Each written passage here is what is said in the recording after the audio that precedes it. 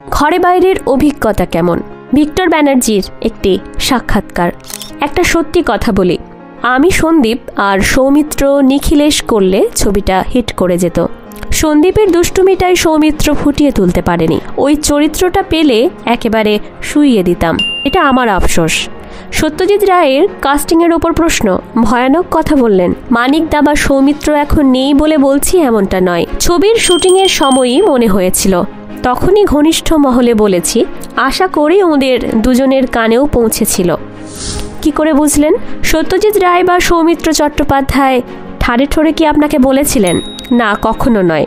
দুজনই শিক্ষিত মার্জিত, এসব নিয়ে চর্চা ওরা করতেন না। আর কোনো ছবির জন্য সত্যজিৎ রায় আপনাকে ডাকলেন না? আফসোস হয়। কি বলেছে ডাকেননি? গণশত্রুতে আমায় চেয়েছিলেন, কিন্তু আমি রিফিউজ করি। ঘরে বাইরের পর আমি আরো ভালো কিছু আশা করেছিলাম। স্ক্রিপ্ট পছন্দ হয়নি, তাই না বলতে বাধ্য হয়ে।